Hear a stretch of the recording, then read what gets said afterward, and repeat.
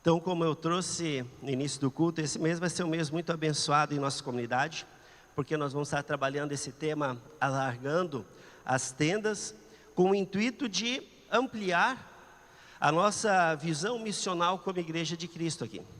Esse é o objetivo, podemos ampliar a nossa visão, a nossa compreensão do que é ser Igreja de Cristo, onde nós estamos inserindo. E, inclusive, a palavra igreja, ela vem do grego eclesia, que popularmente é traduzido como assembleia. Eclesia ou eclésia é um lugar de assembleia. E esse termo ele é utilizado não apenas para a igreja, no contexto grego, não era apenas a igreja, mas era para todo e qualquer tipo de assembleia pública.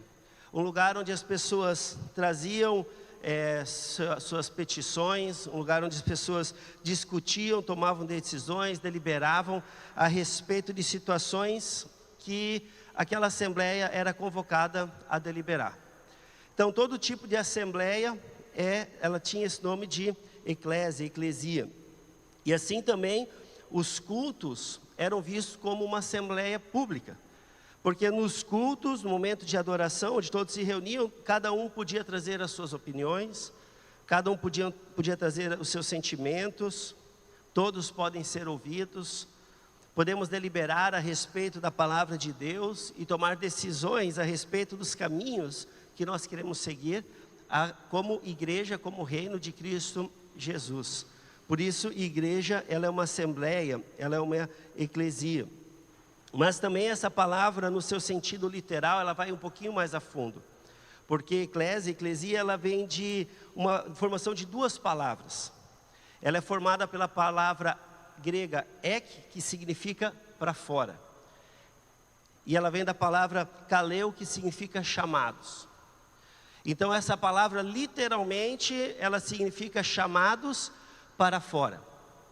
Dentro da ideia de uma assembleia geral, as pessoas se reuniam, seja qual o motivo, seja qual o assunto, para deliberar decisões, leis, regras, propostas, e deliberadas essas propostas, eles são chamados para levar essas propostas para fora, para melhorar a realidade do povo, para melhorar a realidade das pessoas. Como igreja, como reino de Deus, nós também somos motivados para vir para a igreja, para participar do culto, mas não para vivermos aqui dentro focados ou voltados apenas para si mesmo, mas para que a partir do culto nós venhamos a ser chamados para fora, para pregar, para ensinar tudo aquilo que nós aqui dentro deliberamos, conversamos, aprendemos, entendemos como vontade, como querer de Deus para as pessoas. Nós somos chamados para vir à igreja, mas nós somos chamados para ir afora, além das nossas quatro paredes.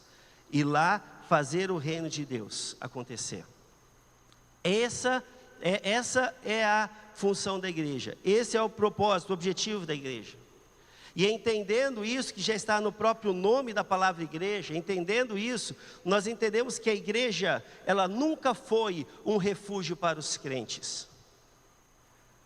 A igreja nunca foi um refúgio para que os cristãos pudessem sair do mundo maluco, um mundo corrupto, um mundo pecador, e aqui dentro, como numa redoma, como numa bolha, nós podemos nos proteger de refúgio dessas maluquices do mundo. A igreja nunca foi isso.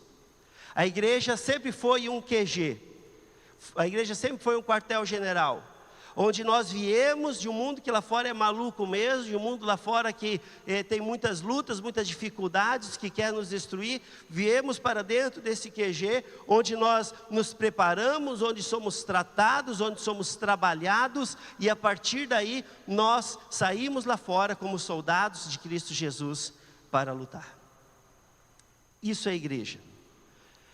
E Jesus Cristo nos fala sobre isso, quando na sua oração sacerdotal, que é a oração em que Jesus Cristo faz, um tempo antes de morrer, pelos seus discípulos, pela sua igreja, Jesus Cristo ora lá em João 17,15, Pai, eu não peço que o Senhor os tire do mundo, eu não peço a Deus que o Senhor os tranque dentro de quatro paredes numa igreja onde é bem protegidinho, eu não peço, Senhor, que o Senhor coloque sobre eles uma cápsula para que eles possam andar por ali, por aqui, sem ser contaminados. Não. Jesus diz assim: Pai, eu não peço que o Senhor os tire do mundo, mas que o Senhor os guarde do mal. A oração de Jesus é pedindo a proteção de Deus sobre a sua igreja, para que nós não venhamos a cair no mal, não venhamos a ser atingidos pelo mal, não venhamos a nos perder para o mal. Mas a oração de Jesus é que a gente permaneça no mundo. Justamente por quê? Porque a ideia da igreja é ser instrumentos de Deus para a transformação do mundo. E se nós não estivermos no meio das pessoas que precisam ser transformadas, como iremos ser bênção na nossa sociedade? Se nós guardarmos a nossa fé para nós mesmos, como iremos abençoar aqueles que estão se perdendo eternamente? Se não nos colocarmos à disposição daquelas pessoas que são pecadoras, sejam nossos inimigos e até mesmo, se não nos colocarmos à disposição de estar ao lado dos nossos inimigos, como essas pessoas vão encontrar a fé e ser transformadas? A igreja, ela é chamada para fora. E nós estamos aqui, amados, não para nos fecharmos nos nossos grupos, não para nos fecharmos como uma patotinha. Nós estamos aqui para alargarmos as nossas tendas e recebermos a tantos quantos quiserem chegar em nosso meio. Estamos aqui para abrir e receber a todos aqueles que têm o desejo, que têm a vontade de conhecer e de viver o amor de Deus em suas vidas e em suas casas. Isso é igreja. E queridos, isso aqui é só a introdução do tema do mês. Eu nem entrei na pregação de hoje, tá? É só para você entender o que nós queremos ser como igreja. Porque dentro dessa temática você pode ver que a primeira pregação, a primeira palestra é simpatia do povo. E nós queremos saber por que é importante que a nossa igreja, ela seja simpática ao olhar das pessoas. Que as pessoas olhem com carinho, com curiosidade, com alegria, com uma vontade de saber um pouco mais da nossa fé e daquilo que nós vivemos. E o texto base, se você trouxe a sua Bíblia, eu quero convidar você a abrir, é Atos capítulo 2, a partir do versículo 42.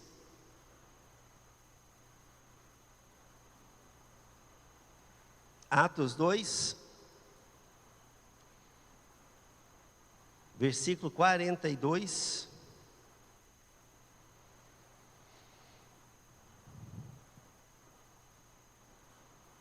Diz assim a palavra de Deus, a respeito de como viviam os primeiros cristãos, a igreja de Atos, logo após a subida de Jesus, a descida do Espírito Santo, a conversão de muitas pessoas, né?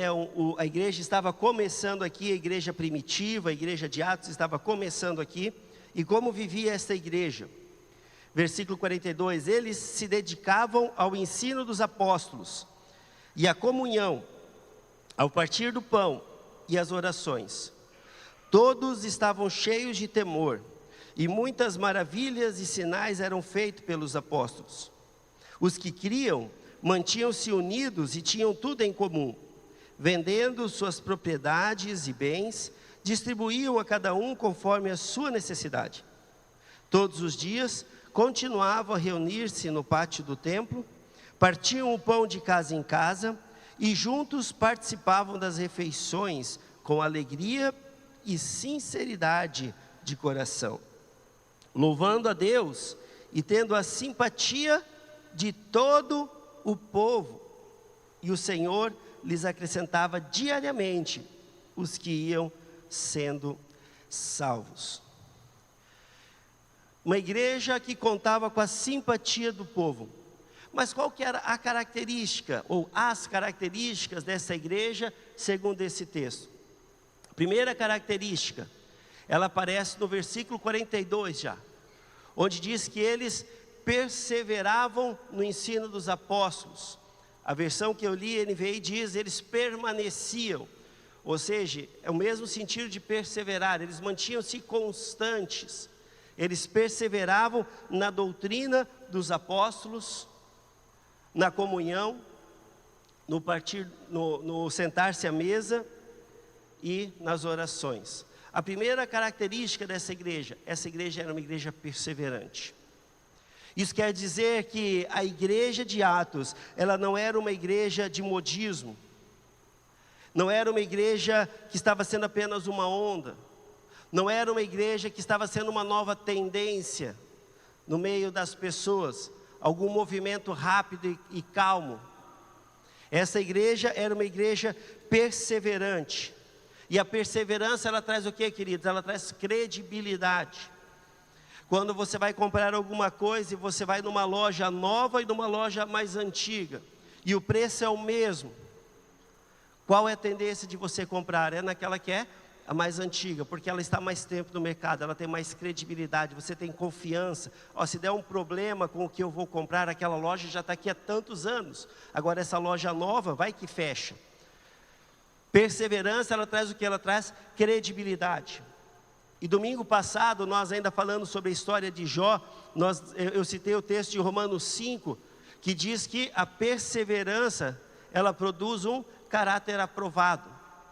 Para dentro do contexto de relacionamentos, para dentro do contexto de espiritualidade, se nós quisermos ter um caráter aprovado, nós temos que ser perseverantes. E aquela igreja era uma igreja que estava sendo perseverante, então as pessoas viam que eles tinham caráter, e que eles tinham a certeza da fé, a certeza desse Deus, a certeza de que Cristo ressuscitou. E por mais que isso fosse algo extremamente novo para aquela época e estranho de entender, a perseverança, o caráter aprovado, a consistência daquela igreja fazia com que as pessoas queriam entender um pouquinho mais sobre aquela fé. E o que trazia perseverança para eles? Versículo 42 diz, primeiro, a doutrina dos apóstolos. O que é a doutrina dos apóstolos? É a pregação do evangelho, é o ensino dos apóstolos, é a pregação do Cristo ressurreto. Ela era uma igreja que era fundamentada na palavra de Deus. Era uma igreja que vivia aquilo que lhes era ensinado, tanto do Antigo Testamento que eles tinham acesso, mas também de todos os ensinos que Jesus passou para os discípulos. De todas as orientações que Jesus passou para os discípulos. Os discípulos foram treinados por Cristo e preparados para este momento, para ensinarem aos demais discípulos, aos demais seguidores a respeito de Jesus. E eles permaneciam firmes nesses preceitos. E em Mateus capítulo 7, versículo 24, Jesus Cristo ainda vivo, ele conta a famosa parábola dos dois fundamentos. E ele diz o seguinte, aquele que ouve a minha palavra e a põe em prática, ele é comparado com uma pessoa que constrói a sua vida sobre o castelo forte, que nós ouvimos aqui, sobre esta rocha. A perseverança, queridos, ela em nossa vida, e a perseverança em nós como igreja, mas isso aplica-se para nós como pessoas, como cristãos. A perseverança, ela vem de uma vida construída sobre esta rocha. E qual que é a rocha? É a palavra de Deus. E não é apenas saber que a Bíblia é a palavra de Deus, mas é ler, ouvir e pôr em prática. Não adianta de nada eu conhecer a palavra de Deus e não a praticá-la. O diabo fazia isso e faz até hoje. Os demônios temem a Deus, mas não praticam a palavra, diz Tiago. Então nós somos chamados a buscar essa palavra e a procurar pôr em prática, por mais que seja difícil e por mais que a gente fale bastante nessa prática. É um exercício, praticar. Às vezes a gente vai tentar, erra, tenta de novo, erra, mas cada vez os erros vão diminuindo e os acertos vão aumentando. Isso é praticar, é pôr em prática em nossas vidas a palavra de Deus. Segunda característica que traz perseverança para essa igreja é que eles viviam em comunhão. Eles viviam unidos. E comunhão, queridos, Salmo 133 diz que é na comunhão que o Senhor determina a sua bênção e a vida eterna. Então esse negócio de, eu vou em tal igreja porque lá vai ser bênção, eu vou em tal movimento porque lá vai ser bênção. Queridos, não é à toa que se fala tanto hoje em dia que nós não corremos atrás das bênçãos. É verdade, ela vem sobre as nossas vidas quando vivemos em comunhão. É ali que o Senhor ordena a sua bênção. E mais do que isso, é ali que o Senhor ordena a vida eterna, diz Salmo 133. E aquela igreja, ela vivia em comunhão, vivia em comum. Mas o que é comunhão? Comunhão, queridos, não é apenas vir ao culto. Estamos aqui em comunhão? Estamos. Comunhão não é apenas participar de um PGM ou de outro ministério. Vocês estão em comunhão nesses ministérios? Estão. Mas comunhão vai além disso, é viver em comum. Então, comunhão são momentos em que estamos na igreja, mas também são momentos que estamos fora da igreja. Você mantém comunhão com seus irmãos de fé, irmãos de caminhada, quando você joga uma partida de vôlei ou de futebol, quando você chama as pessoas para almoçar na sua casa, hoje, meio-dia, olha que oportunidade, fazer uma carninha e chamar os irmãos, ou faz uma lasanha, ou faz um carreteiro, chamar alguém para estar junto, viver em comunhão, chamar as crianças que são da igreja para brincar com as suas crianças, é comunhão. Convidar alguém, ei, vamos nós lá no cinema, vamos ver um filme de criança, vamos levar nossas crianças, para quem tem criança. Não tem criança, melhor ainda, vou poder até ver filme de adulto, chama pessoas da igreja, vamos ver um filme juntos. Isso é comunhão, é viver em comum, é criar vínculos, é criar amizade, é caminhar juntos. Com quem que você faz comunhão? Será que a sua comunhão, ela é limitada apenas para parentes? Aí tem algo errado. Parente, claro, nós temos que ter comunhão, óbvio, mas é família. E as outras pessoas? Com quem eu tenho comunhão? Com quem eu tenho amizade? Aquela igreja vivia em comum. Parente ou não parente, todos viviam em comunhão. Depois, qual que é a quarta característica dessa igreja simpática? Ela vivia sentada à mesa. E essa palavra sentada à mesa, parece algo tão simples, né? Realmente eles sentavam para comer. Sentavam para fazer uma refeição junto. E é uma palavra simples e ela aparece várias vezes na Bíblia. Se você observar, só nesse texto apareceu 2 vezes. Sentar-se à mesa. A expressão sentar-se à mesa, ela aparece 76 vezes só nos evangelhos. Olha o tamanho da importância do que é sentar-se à mesa. A palavra ensinou, por exemplo, Jesus ensinou. A palavra ensinou aparece apenas 56 vezes no Evangelho. Parece que Jesus sentava mais à mesa do que ensinava. Parece que ele gostava mais de sentar com as pessoas do que parar na frente de uma multidão e ensinar. E de fato era assim, porque de uma certa forma, ao sentar à mesa, ele tinha a oportunidade de conversar de maneira informal e de ensinar. Quando nós sentamos à mesa com irmãos, com pessoas da igreja, com pessoas que compartilham a mesma fé, nós criamos ali um lugar de liberdade. Nós estamos no momento informal e podemos ter liberdade de falar do que quisermos, do que precisarmos. Pode ser sobre coisas sem relevância significativas, coisas do dia a dia. Pode ser de coisas um pouco mais pessoal, pode até ser de coisas profundas.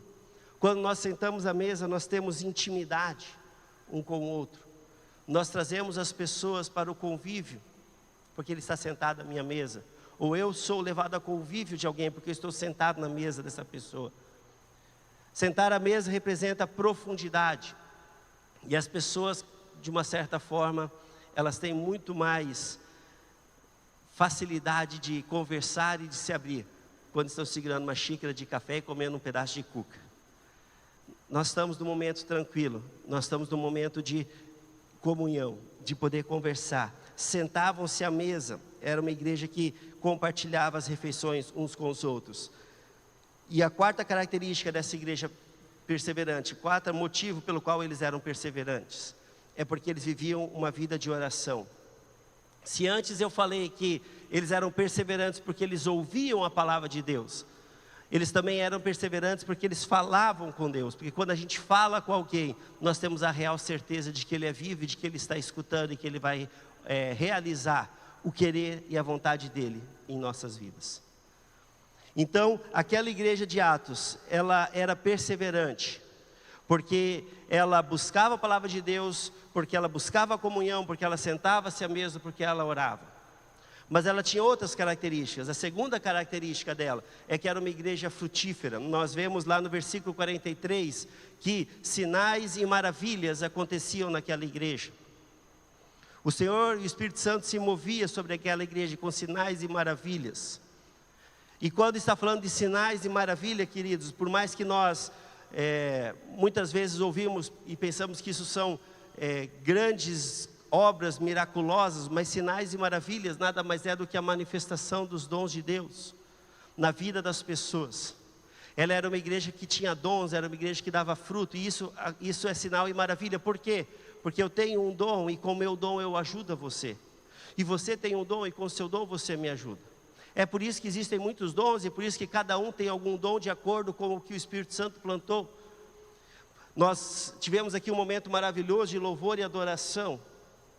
Ouvimos as meninas cantar e o Brandão cantar junto.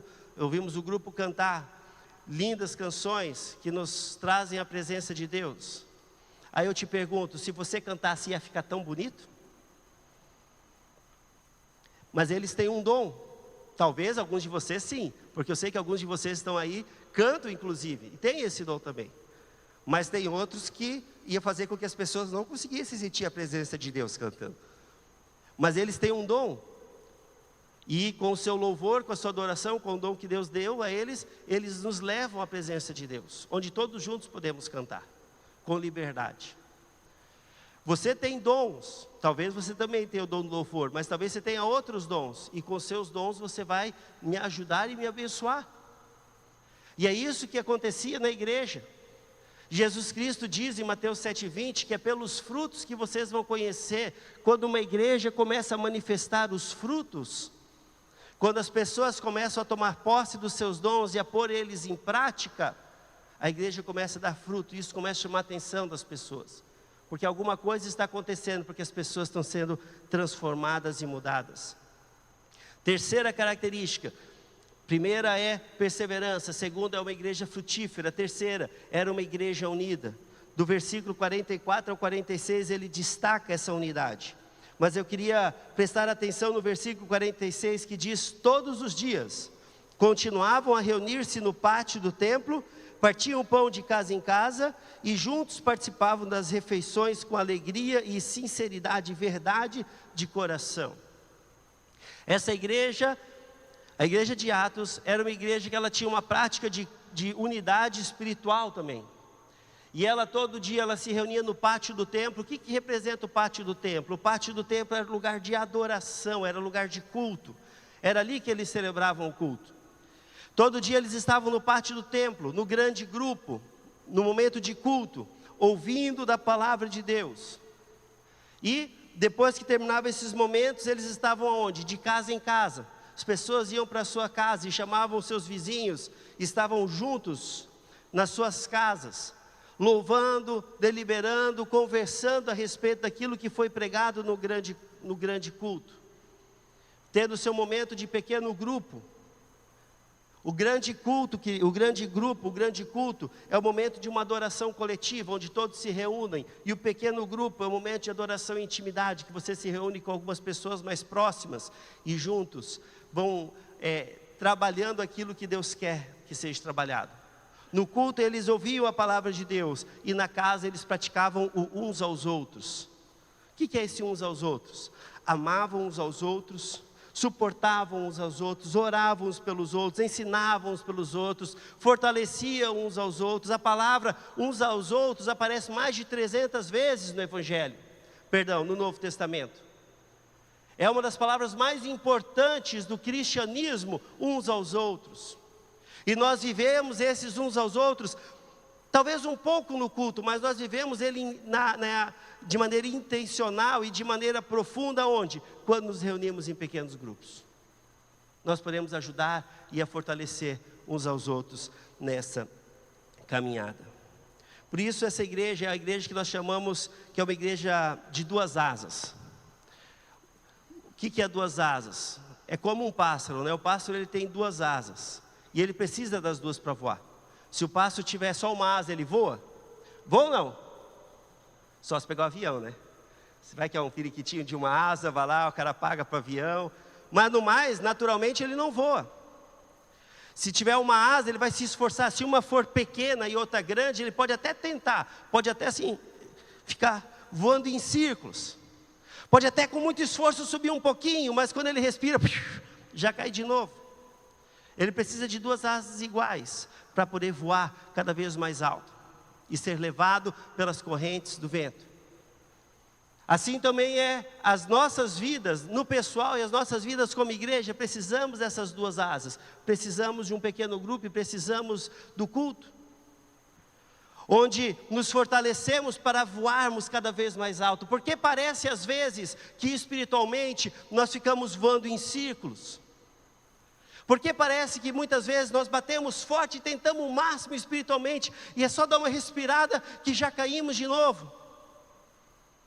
Porque talvez nós tenhamos uma asa bem desenvolvida, mas a outra não. Mas quando nós desenvolvemos as 2 asas, assim como desenvolvia esta igreja de Atos, nós conseguimos voar alto, na corrente do Espírito Santo, no soprar do Espírito Santo. E eu estou falando aqui de você pessoalmente, mas também de nós como igreja de Cristo. Então essa era a terceira característica dessa igreja, que era simpática. Ela era perseverante, ela dava frutos, e ela vivia essa unidade espiritual. E por fim, era uma igreja que tinha uma vida de louvor e adoração. Versículo 47, diz que eles louvavam diariamente a Deus. E amados, louvar a Deus é muito mais do que cantar. É muito mais do que trazer um hino. Louvor, ele é um conceito que não se limita a músicas. Louvor, ele é o quê? Louvor, ele é um elogio. Ele é um reconhecimento. Louvor é honrar alguém por algo que ele fez. Se você vai no dicionário, vai estar dizendo lá que louvor é aplaudir alguém. Quando alguém é reconhecido por algo que ele faz, ele é louvado. Os guerreiros voltavam de batalhas, e as cidades iam aos guerreiros e ficavam de pé e batiam palma. Há alguns anos eu fui numa conferência de pastores lá em Campinas, mais de 3.000 pastores de várias denominações, e entrou um procurador que estava trabalhando com prisão de pessoas corruptas, e ao ele entrar ali naquele auditório, naturalmente, sem pedido, sem nenhuma movimentação, sem nada, as pessoas se levantam e começam a aplaudir muito ele. E terminando de aplaudir, do nada, não sei como, as pessoas começam a cantar o hino nacional. Estava bem lá no fundo, e eles começam a cantar o hino. Eles estavam elogiando aquele procurador pelo sacrifício que ele estava fazendo por sua nação. E não era nada espiritual aquilo. Era só um reconhecimento de pessoas por aquilo que aquela pessoa fez. Mas quando nós trazemos para dentro do nosso contexto de igreja, e falamos em louvor a Deus, louvavam a Deus, eles estão dizendo aqui. Eles não estavam dizendo só louvavam, eles louvavam a Deus. E quando está falando de louvar a Deus, é exatamente isso, é reconhecer, é honrar a Deus por aquilo que Ele fez. E o que Ele fez, nenhum homem jamais pôde fazer por alguém. Ele nos trouxe vida e vida eterna, e por isso nós somos chamados para honrar e louvar ao nome dEle. E é por isso que eu falo, vamos ficar de pé para louvar a Deus? É claro que às vezes a gente não consegue ter alguma situação física, alguma doença, ou não está muito bem nas pernas. Mas no mais, é essencial ficarmos de pé e honrarmos a Deus. Ele merece essa nossa reverência, a nossa adoração. Uma igreja que louva a Deus, que o honra, que o reconhece, que bate palma com alegria nos louvores, porque é feliz pela salvação.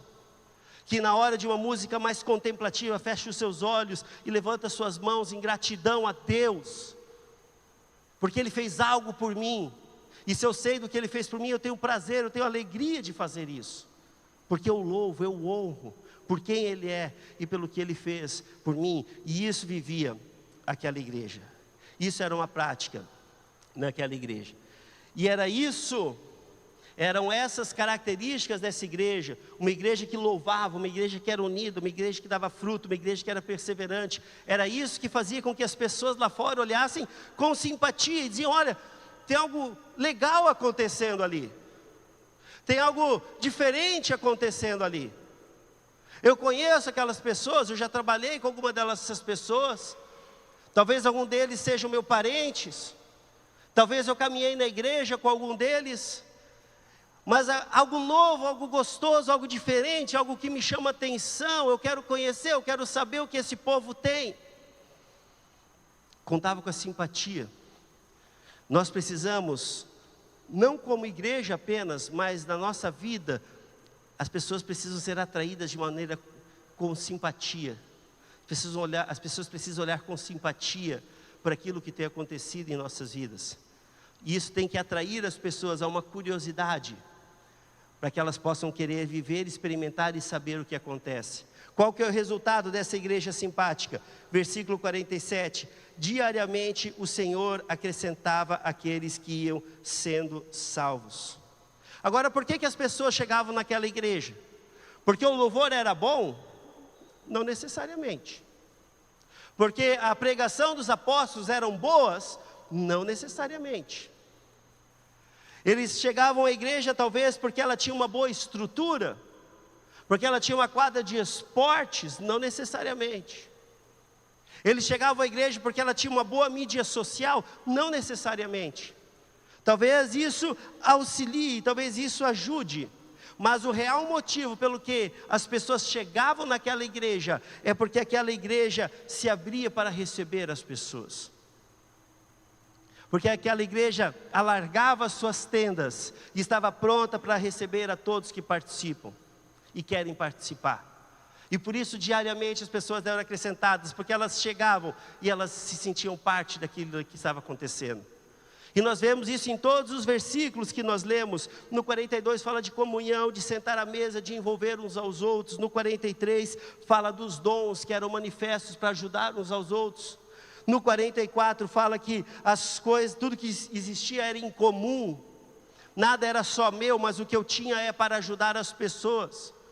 O meu carro é meu, mas se eu preciso eu uso ele para abençoar as pessoas. A minha casa é minha, mas se eu posso usar ela para abençoar as pessoas, eu vou usar.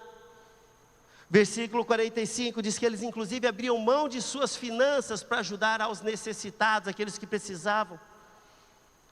De repente vocês dizem, mas eu vou abrir mão de uma coisa minha, de um dinheiro meu, para dar para alguém, nem por empréstimo, para dar, para ajudar essa pessoa? Sim.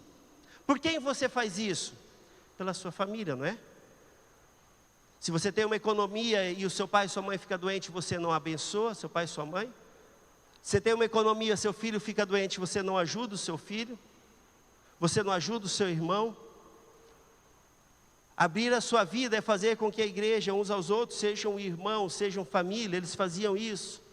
Versículo 46 diz que eles viviam unidos no templo, nas casas, e que o povo queria estar com ele. Versículo 47 diz que eles louvavam diariamente, todos juntos. Se nós olhamos para essa igreja de Atos, por que a sociedade via essa igreja com simpatia? Porque aquela igreja abria a sua vida para receber a todos aqueles que quisessem fazer parte dela. E aí eu volto em duas frases que eu trouxe no início. Quando nós entendemos isso, nós entendemos que a igreja nunca foi um refúgio para os cristãos se protegerem. Ela sempre foi um quartel-general para trabalhar na vida dos cristãos e de todos aqueles que quiserem se alistar, para poder ser bênção nesse mundo.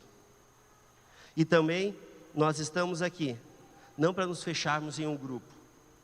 Nós estamos aqui para alargarmos as nossas tendas, o quanto for necessário, para receber o quanto de pessoas que quiserem se achegar a nós. Essa é uma igreja simpática. Essa é uma das estratégias da igreja de Atos. E essa essência, esse é o desejo de Deus para todos aqueles que se chamam pelo nome de Deus, para todos aqueles que se dizem cristãos, para todas as igrejas que se dizem igrejas do reino. Elas precisam ser uma igreja simpática, uma igreja aberta, uma igreja acolhedora e que vive em comunhão. E eu convido você, porque a igreja não é a organização, a igreja são as pessoas. Eu convido você a buscar a Deus desta maneira junto conosco, junto com a pessoa que está do seu lado, junto com a pessoa que está atrás de você. Vamos fazer um exercício aí? Olha para quem está atrás de você um pouquinho, para trás, porque do lado sempre é um parente, alguém bem próximo, né? Isso, olha quanta gente. O chamado é que nós possamos viver essa comunhão, que nós possamos caminhar juntos, que nós possamos viver dessa maneira, na doutrina dos apóstolos, na oração, no compartilhar, no sentar à mesa, e diariamente o Senhor ir atribuindo pessoas que vão descobrindo como é bom e como é maravilhoso viver com Jesus. Amém?